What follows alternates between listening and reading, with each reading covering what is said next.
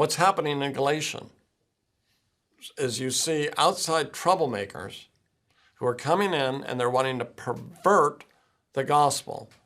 Now we have to say, don't we, that's Paul's perspective. I don't think that the opponents themselves would have described themselves that way.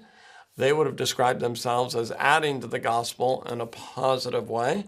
But Paul is arguing that what you have here is a distortion, actually, of the gospel by these troublemakers. In fact, he refers to them again in chapter 5, verse 10. He says, I'm confident in the Lord that you will take no other view. The one who is throwing you into confusion, the one who's troubling you, whoever that may be, will have to pay the penalty. Actually, Paul uses the same word here for troublemakers. So we have these outside people who are troubling the Galatians.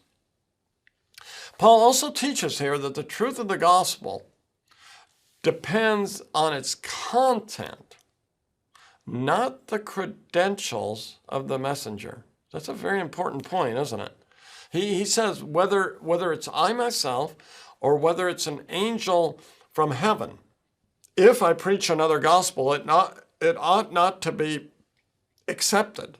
So the truth of the gospel, it must align with the content that was proclaimed. A person can't just claim I'm inspired and whatever I say is true. That content must line up with what the gospel is. And in fact, Paul says if someone departs from that gospel, they are cursed, which is a very strong statement, isn't it? The word for curse there, anathema, refers to final destruction and final condemnation. So this is no light matter. Paul uses this word as well in 1 Corinthians chapter 16, verse 22. If anyone does not love the Lord, let that person be cursed, or anathema. So clearly this curse is talking about that final destruction. In the Old Testament, the word is Herem, for that which is absolutely destroyed, that which is devoted to destruction. So the controversy here isn't about something that's not important, but it's of vital importance. We see this word cursed again in Leviticus. No person, Leviticus chapter 27, verse 29, no person devoted to destruction may be ransomed. And it's in our word destruction. They may not be ransomed, they are to be put to death. And we see it again in Deuteronomy chapter 7, verse 26. Do not bring a detestable thing into your house, or you like it will be set apart for destruction. There's our word cursed again, or destroyed. Regarded as vile and utterly detested, for it is set apart for destruction. So that's the background that we have here. And we see in Deuteronomy 13, verses 1 through 11, that false prophets will be put to death. So Paul says something very strong about these opponents, doesn't he? That those who proclaim or receive another gospel will end up being cursed by God. Verse 10 is a transitional verse. Paul used very strong words in verses 8 and 9. Those strong words show that he's not trying to please people.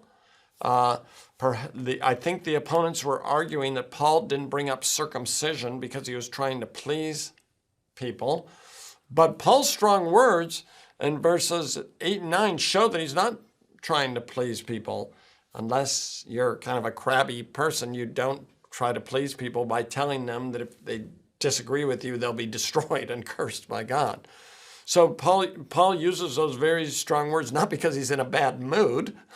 He uses those very strong words to indicate the seriousness of the issue before them. And it also shows that he's not trimming back the gospel just to please people. He's saying what he's saying because it is the truth that God has revealed to him. So in terms of application of this text today, we see three things that I think are notable. First of all, we're all prone to wander from God's grace and goodness. That's in a very famous hymn, isn't it? Prone to wander. Lord, I know it, prone to leave the God I love. Well, we see that in the Galatians, don't we? And presumably we see it in our own lives, that there's a tendency amongst believers to wander from the gospel and to wander from God. That isn't only a Galatian problem, but it's also a problem of people today. Secondly, we see that Paul argues that there's only one gospel. And clearly Paul teaches exclusivism here, which is not very popular today, but it wasn't very popular in Paul's day either. We think of Acts chapter 4, verse 12, and there is salvation in no one else, for there is no other name under heaven given among men by which we must be saved. Or what Jesus said in John 14:6, Jesus said to him, I am the way and the truth and the life. No one comes to the Father except through me. Sometimes people say, if we are teaching what the scriptures say and that there's only one way, sometimes people say, well, we're arrogant and we're proud, but we're actually not being arrogant. We're actually being humble, because in saying what we say, we're depending on what is revealed to us. So we want to make it clear to people, don't we? We're not saying this because we want to be annoying in some way. We say this simply to be faithful to the revelation that is given to us. We're not wiser than God. We are relying humbly on what he's taught us, and hopefully that comes across in our disposition as we talk to people who disagree with us and with whom we share the gospel. And thirdly, our goal in life isn't to please people, but to please God. That can be a very tempting thing, can't it, to please people? Jesus says, I have come in my Father's name, and you do not accept me, but if someone else comes in his own name, you will accept him. How can you believe, since you accept glory from one another, but do not seek the glory that comes from the only God? So there's a temptation in our lives, right, to want to receive glory and honor and approbation from other people. When that happens, then we may not seek God's glory and miss out on what God has for us in Jesus Christ. So that's a common temptation that we all face. We want people to like us naturally. We have to make sure that that desire does not become so prominent in our lives that the gospel is ignored or even denied.